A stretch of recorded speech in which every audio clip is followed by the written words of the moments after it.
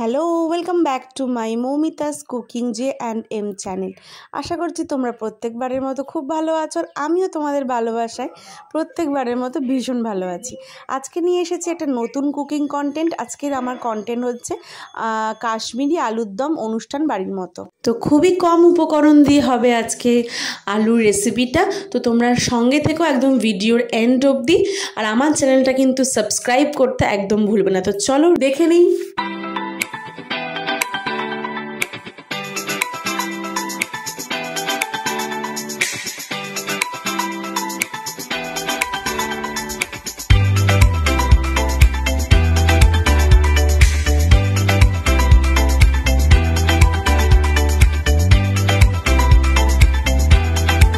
তো আমি এখানে নিয়ে নিয়েছি প্রায় 1.5 কেজি মতো আলুটার খোসা আমি ছাড়িয়ে নিয়েছি। ছাড়িয়ে নিয়ে আমি একদম নর্মাল ওয়াটারে ভিজিয়ে রেখেছিলাম। এরকম গোল গোল করে আলুগুলো কেটে নিয়েছি। এবার কড়াই নিয়ে নিয়েছি, কড়াইতে আমি নিয়ে নিয়েছি মিনিমাম 1.5 কাপ মতো তেল। এবার আমি এখানে আলুগুলোকে অল্প অল্প করে ভেজে নেব। এটাই হচ্ছে সব থেকে বড় ব্যাপার, সেটা হচ্ছে আলুগুলো কিন্তু অনুষ্ঠান বাড়ির মতো করতে গেলে অল্প অল্প করেই ভেজে নিতে হবে, একেবারে ভাজা যাবে না, তাহলে আলুর স্ট্রাকচারটা খারাপ হয়ে যায় আর খেতেও কিন্তু ঠিক সেই টেস্টটা আসে না। আলুগুলো বেশ ভালো করে লাল করে কড়া করে ভেজে নিতে হবে, ঠিক যেমন অনুষ্ঠান বাড়িতে ভেজে নেওয়া হয়। তো আমার এক দফার আলু ভাজা মোটামুটি প্রায় কমপ্লিট। আমি একটু উল্টো দিক করে নেবো। দেখতেই পাচ্ছ কতটা সুন্দর ব্রাউন করে ভেজেছি আমি। এটা আমি আর একটু সুন্দর করে ভেজে নেব। ভেজে নিয়ে কিন্তু আমি এটা তুলে নিচ্ছি। তো দেখো আমি একটু একটু করে সমস্ত আলুগুলো ভেজে নিয়েছি, আর এখানে আমি আলুগুলো সমস্ত তুলে নিচ্ছি। তো আমার এখানে আলু ভাজা প্রায় কমপ্লিট। তো আরও কিছু আলু ভেজেছিলাম, সেটাও তুলে নিচ্ছি। এবার মিক্সি বোল নিয়ে নেব। মিক্সি বোলে আমি চলে যাব এর উপকরণগুলো রেডি করতে। এখানে আমি নিয়ে নিয়েছি আদা, আর নিয়ে নিচ্ছি হচ্ছে চালমগর নিয়েছি আমি এখানে প্রায় ধরে নাও 50 গ্রাম মতো নিয়েছি। নিয়ে নিলাম হচ্ছে টমেটো, আর নিলাম কাঁচা লঙ্কা, কিছু কিছু পাকা পাকা লঙ্কা দেখেও লঙ্কা নিলাম। এবার মিক্সি পেস্টটা আমার রেডি হয়ে গেছে। এবার আমি এখানে নিয়ে নিয়েছি সাদা জিরেটা আমি ফোড়ন দিয়ে দিলাম। এখানে তেলের মধ্যে যে তেলটা আমার আলু ভাজার পরে ছিল সেই তেলটার মধ্যেই দিলাম 2টো তেজপাতা আর শুকনো লঙ্কা, এর মধ্যে ফোড়ন দিয়ে দিলাম। আমার পেস্ট কিন্তু টোটালি সুন্দর করে রেডি হয়ে গেছে। এবার আমি এখানে এই পেস্টটা দিয়ে দেবো। তো ভালোভাবে দিয়ে দিচ্ছি। আমি কিন্তু এটা পুরো ভেজ রান্না করছি, নিরামিষ আলুর দম হচ্ছে আমার এটা।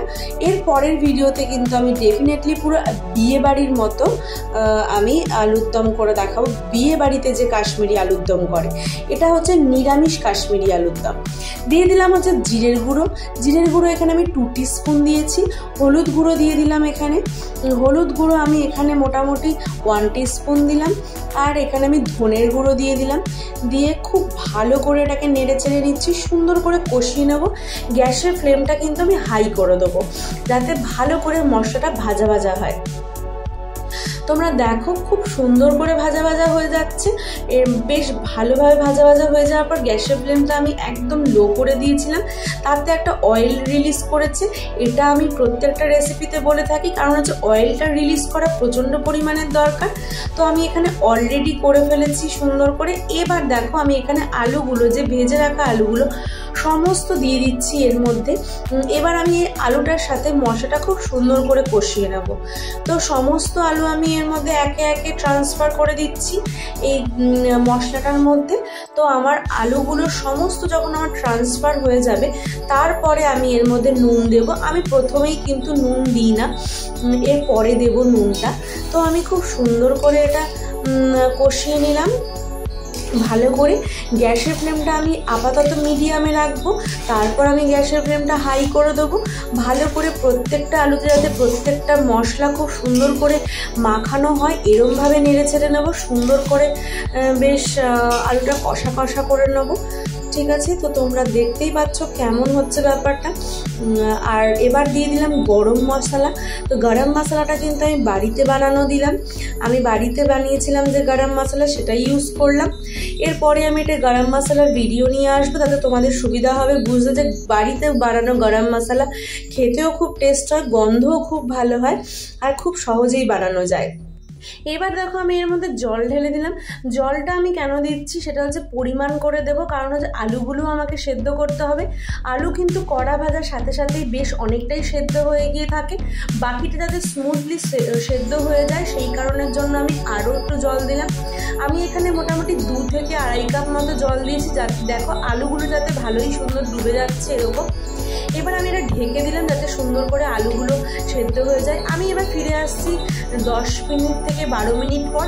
এবার দেখো গ্যাসের ফ্লেমটা কিন্তু আমার একদম ধিমে ছিল, লো ছিল। আলু খুব সুন্দর করে সেদ্ধ হয়ে গেছে। তো আমার কিন্তু আলুর দম একদম রেডি। আমি দিয়ে দিলাম চিনি এর মধ্যে। এবার দিয়ে দিচ্ছি আমি কাসুরি মেথি, যাতে এটাতে গন্ধটা পুরো একদম নিরামিষ অনুষ্ঠান বাড়ির মতোই হবে। এবার দেখো এবার দিয়ে দিলাম একটা ধনে পাতা এর মধ্যে, বেশ অনেকটা ধনে পাতা দিয়ে খুব সুন্দর করে নেড়ে চেড়ে নেবো।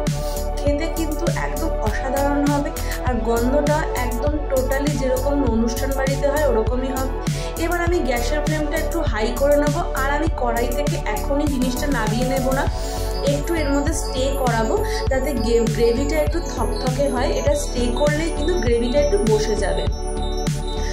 তো আমার আলুর দম কিন্তু একদম টোটালি রেডি। তোমরা কিন্তু আমাকে জানাতে একদম ভুলবে না যে আমার বানানো এই রেসিপিটা তোমাদের কেমন লেগেছে। তো তোমরা দেখতে পাচ্ছ আমি আরেকটু গরম মশলা এর মধ্যে অ্যাড করে দিলাম, আর গ্যাসের ফ্লেমটা আমি যথারীতি মিডিয়ামে নিয়ে চলে এসেছি। তো আমার আলুর দম টোটালি রেডি। এবার একটা প্লেট নিয়ে নিয়েছি, আমি সুন্দর করে গার্নিশ করে নেবো। তো একে একে আমি আলুগুলো এর মধ্যে দিয়ে দিচ্ছি। তো তোমরা দেখতে পাচ্ছ যে গ্রেভিটা কিন্তু বেশ ভালো সুন্দর হয়ে বসে গেছে।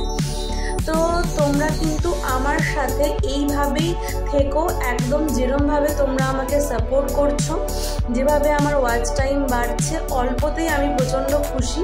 আস্তে আস্তেই আমি উপরের দিকে উঠতে চাই। তো যাই হোক, ধনেপাতা দিয়ে গার্নিশ করে নিচ্ছি। কিন্তু এবার তোমাদেরকে দেখাবো যে গ্রেভিটা দিয়ে যে কেমন রয়েছে গ্রেভিটা। ওই ঠিক গ্রেভিটা আমি এর ওপরে ঢেলে দেখাবো যে কতটা লোভনীয় হয়েছে। তো দেখো আমি গ্রেভিটা এবার এর মধ্যে দিয়ে দিচ্ছি। তো দেখতেই পাচ্ছ কতটা লোভনীয় হয়েছে, ব্যাপারটা দেখেই কেমন খেতে ইচ্ছা করছে। তো আমার আলুর দম কিন্তু টোটালি রেডি, এবং খাওয়ার উপযোগ্য হয়ে গেছে। তো আমরা